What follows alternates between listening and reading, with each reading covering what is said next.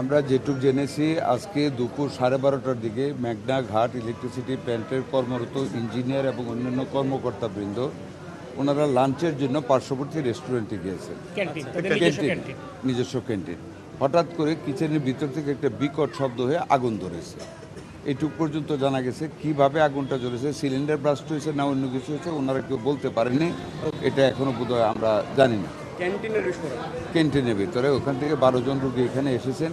3 জনের অবস্থা একটু আশঙ্কাজনক, বাট বেটার ট্রিটমেন্ট দেওয়া হচ্ছে। 2 জন আইসিইউ, একজন আইসিইউতে, 2 জন এইচডিইউতে, আর এখানে আমাদের আছে 9 জন। 9 জনের মধ্যে 3 জন খুবই মাইনর, আর 6 জন একটু বেশি আগুনে পোড়া। আল্লাহর রহমতে ট্রিটমেন্ট দেওয়া হচ্ছে। উই আর হোপফুল যে আল্লাহ তাআলা সবাইকে সেভ করবেন। আমাদের বেস্ট ট্রিটমেন্ট দেওয়া হচ্ছে। আমরা এই ব্যাপারে সজাগ দৃষ্টি রাখতেছি। ওষুধের কোনো অভাব হবে না, অর্থেরও কোনো অভাব নেই। যতটুকু দরকার আমরা 2 মন্ত্রণালয় থেকে আমরা সেটা, হাসপাতাল যদি শর্টেজ হয় আমরা সেটা দেখবো ইনশাল্লাহ। আগেও দেখেছি, এখনও দেখবো। প্রতিদিন গোসলে সিরামের উজ্জ্বলতা মেরি সিরাম সোপ বার। মাননীয় প্রধানমন্ত্রী এই ব্যাপারে অত্যন্ত সজাগ আছেন। উনি তীক্ষ্ণ দৃষ্টি রাখতেছেন রোগীদের উপরে, যাতে বেস্ট ট্রিটমেন্ট হয়। এবং আল্লাহর রহমতে মাননীয় প্রধানমন্ত্রীর পক্ষে আমরা যথাযথ পদক্ষেপ নেব বেস্ট ট্রিটমেন্ট রোগীদেরকে দেওয়ার জন্য। কিভাবে আগুনটা লেগেছে এই তথ্য আমাদের কাছে এখন কিছুই নেই। রোগীদের কাছে আমরা যারা সুস্থ আছে জেনেছি একটা বিকট শব্দ হয়েছে, এটুক পর্যন্ত ওনারা বলতে পারবেন। কী কারণে হয়েছে এটা এখনও আমাদের জানা নেই।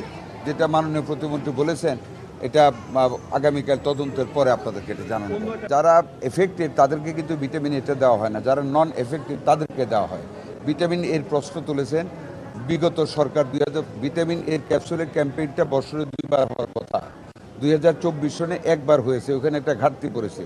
2025-এ ফার্স্ট রাউন্ড, সেকেন্ড রাউন্ড একটাও হয় নাই, এবং কোনো ওষুধ রেখে যায় নাই।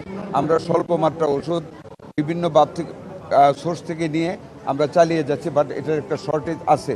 বাট জুনের মধ্যে আল্লাহর রহমতে সারা বাংলাদেশে ক্যাম্পেইন করার মতন ভিটামিন এ ক্যাপসুল আমাদের হাতে ইউনিসেফের কাছ থেকে পৌঁছবে। কালকেই তারা আমাদেরকে টেলিক্স দিয়ে কনফার্ম করেছে। আমরা রিকোয়েস্ট করেছি আরও 15 দিন আগে আনতে। ওইটা Rana flower, the country representative of Bangladesh from UNICEF, she has confirm যে ওর আগে মিজেলসের ভ্যাকসিনের মতন এটা এগিয়ে নিয়ে আসবে ইনশাল্লাহ।